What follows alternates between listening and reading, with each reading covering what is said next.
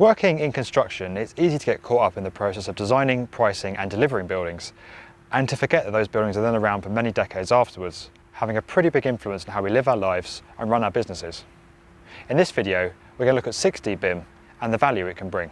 If you're coming into this cold, here's a quick refresh on what BIM itself actually is. Building information modelling is a verb. It refers to the process of creating information models or data sets about built assets formed of graphical and non-graphical information in a shared digital space known as a common data environment. The information builds in richness as the project stages progress until that complete data set is handed over to the client at completion. As you create an information model, you can add scheduling data to different components, generating accurate program data for your project. This is known as 4D BIM.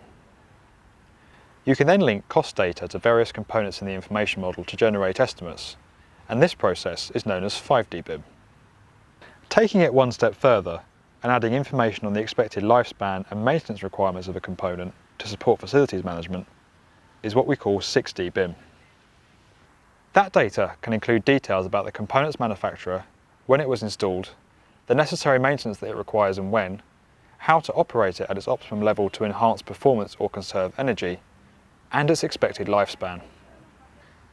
Just as an aside, it's important to note that 6D BIM refers to a particular way of linking data to an information model, an additional dimension, if you like, of data. It's very different to the BIM maturity levels that run from 0 to 3 and beyond, describing the supply chain's ability to exchange information in a digital way. 4D, 5D and 6D considerations can all occur within BIM level 2. If you're working with 6D BIM, it would be wrong to say that you're working at BIM level 6. Once collated and linked into the information model, that 6D data can be used to support decision making during the design process and to support the operation of the built asset once it's in use. Let's take a quick look at both of those applications. Firstly, let's look at how 6D data can support the design and delivery phase of a built asset.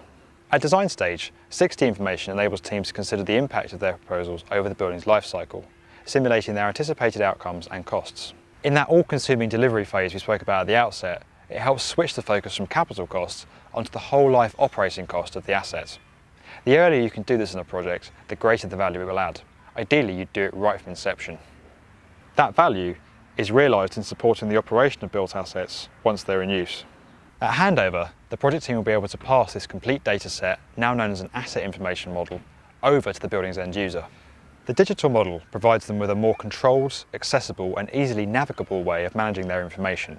It's much more practical than the bundles of lever arch folders that are handed over traditionally.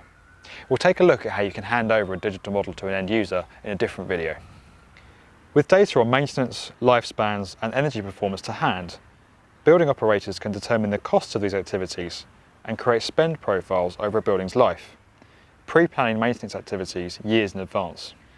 It helps them adopt a completely planned and proactive approach to facilities management, as opposed to a reactive one, when unexpected events and costs can crop up at any moment.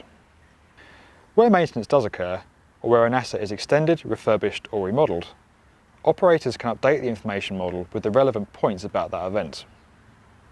Having this available is especially powerful when creating similar built assets in the future. It enables design teams to hone proposals accordingly based on real, in-use data. And in construction terms, that's kind of the holy grail. That data will enable us to deliver better buildings and to support numerous other industries that all contribute to our economy and our way of life. That's when people will understand the importance of construction and give it the respect that our industry so badly deserves. If you don't work in construction and have just stumbled across this video, you might be stunned to learn that, for the most part, our industry don't really consider the operational phase. They tend to focus on capital costs.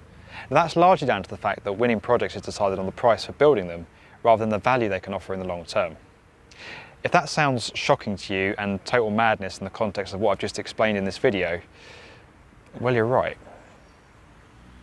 In the UK, PAS 1192 Part 3 covers the process of managing a built asset using BIM. It's a free download from the British Standards website at this link, and we have a short explanatory video about it on the B1M channel.